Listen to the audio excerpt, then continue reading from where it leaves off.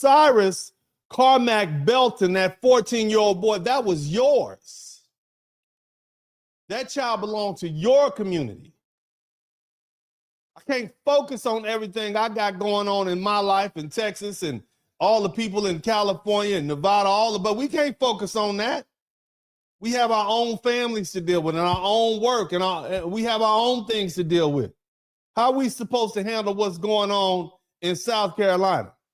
Let me make this plain.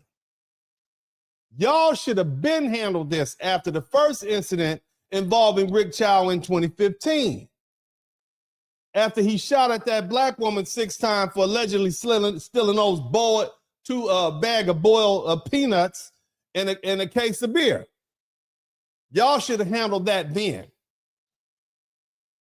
And you absolutely, positively should have handled it in 2018 after the second time he shot somebody and sent them to the hospital.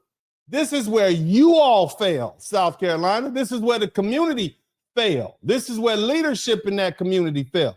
This is where the system failed. You don't think deeply enough. You didn't organize early enough. You didn't attack the right pressure point. Somebody type pressure point in the chat room. You waited until a black child died, a black male child. And now everybody want to scream protest. Now you want to burn things down. Now you want to perform for the camera.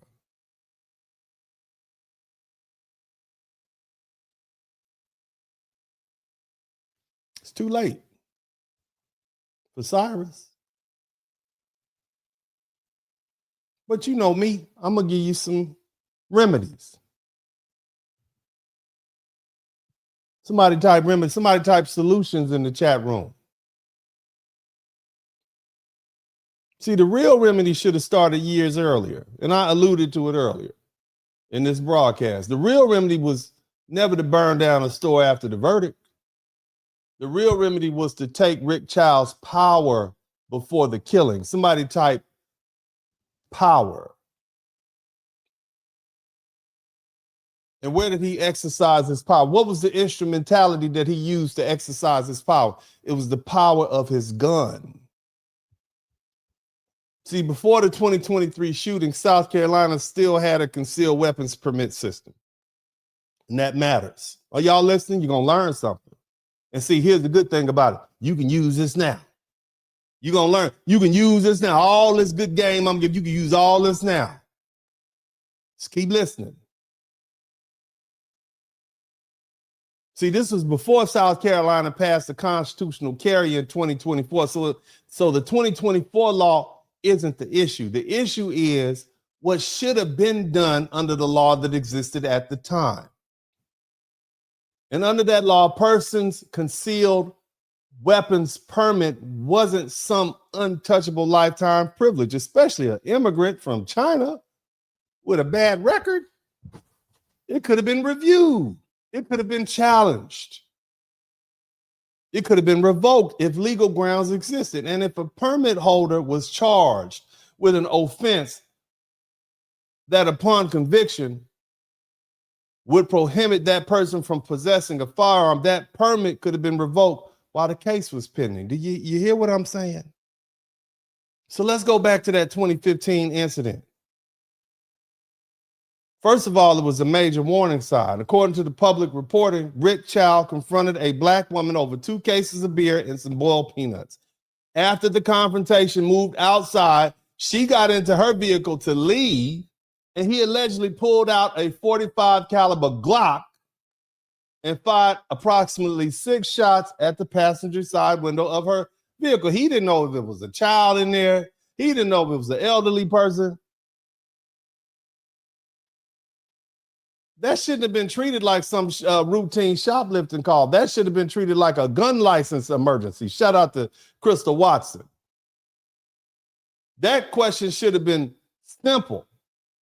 Why is a licensed concealed carry holder firing a .45 caliber Glock toward a person leaving in a vehicle over store merchandise, even if the law enforcement believed there was self-defense?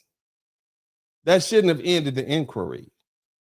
Self-defense may explain why someone wasn't charged at a particular moment, but it doesn't answer the larger licensing question.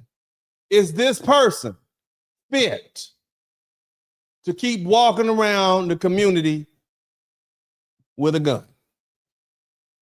Is this person using the permit for personal protection, or is he using it as a business enforcement tool? Is he carrying a weapon for lawful self-defense, or is he using that weapon to escalate shoplifting accusations to gunfire? See, that's the line South Carolina officials should have been drawn in 2015. And it was incumbent upon the community to do that. You let this guy walk around with a gun for the past 8 years before this incident, knowing that he shoots at people. Why didn't y'all get his gun license revoked? Okay, I'm going to give you that. Fine. You didn't know. Okay. What about 2018? Where he put somebody in the hospital? Again, the confrontation began with an alleged shoplifting, and this time involving a can of oven cleaner. I don't know what kind of oven cleaner was this. This must have been baking soda plus. My God. But again, Rick Chow confronted the person. Again, the confrontation escalated. Again, he fired his weapon. And this time, this black man was shot twice in the leg. You could bleed to death from getting shot in the leg.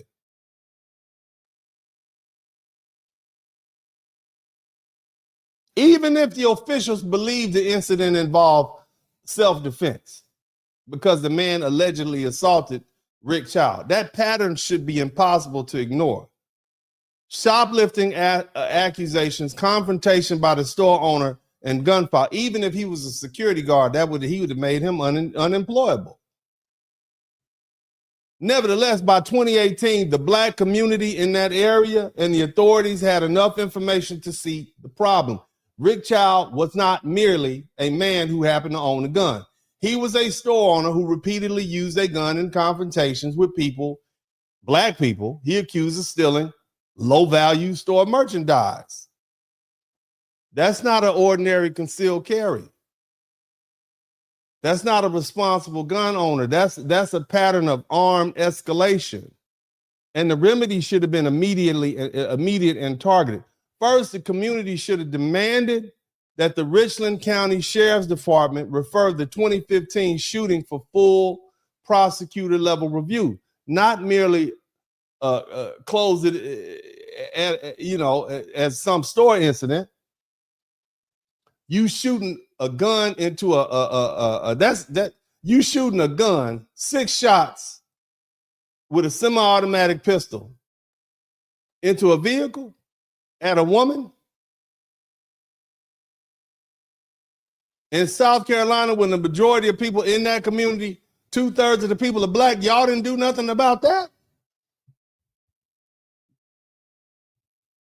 Here's what you need to understand.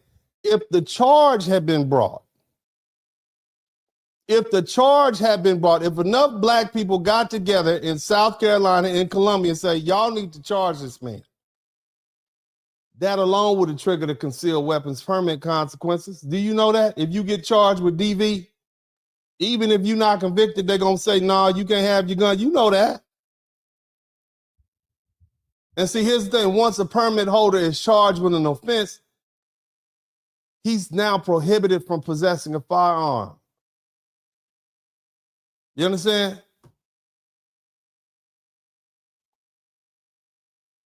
And upon the conviction, it would have been revoked. You see how easy that? Why didn't y'all think of that? I don't understand. Why is nobody thinking of this? Why do we didn't think of that, black people? We so smart. Because we'd rather get out in front of the cameras and perform. This is not exciting. Sending letters and calling, that's not exciting. I know my people. That's not exciting to you. Why didn't Al Sharpton think of that? Jesse Jackson, before he passed, he was still alive back then. Why we didn't think of that? Am I the only one over here with my thinking cap? Because see, I'm boring. I'm a boring. I don't know how I got 100,000 subscribers. I'm very boring. I live a very boring life. You see? But either way, y'all probably, I get it. Maybe you didn't know about that, right? That was 2015. We didn't know about that, right? But see, here's what could have happened. The community should have demanded that the South Carolina concealed weapons permitting organization, whether we talk about the 2015 or the 2018 incident, and they call it SLED, okay? SLED, that's the acronym.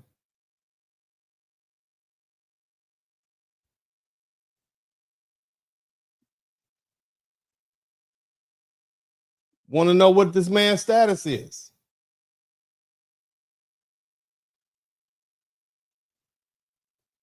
SLED maintains the status of South Carolina concealed weapons permits right now. Somebody type right now in the chat room.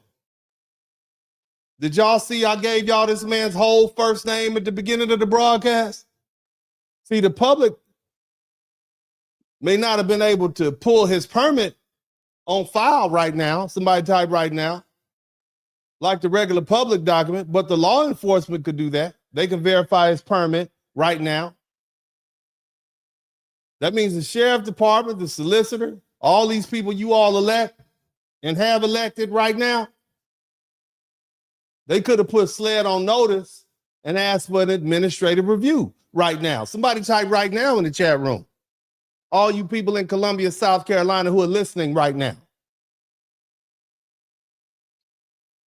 And then guess what?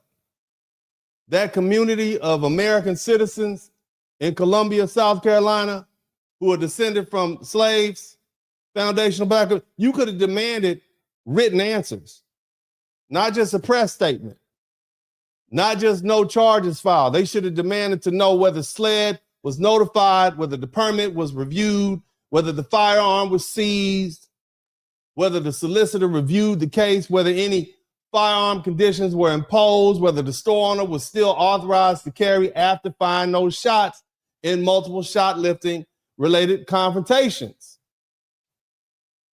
You see, this could have been right now back in 2018.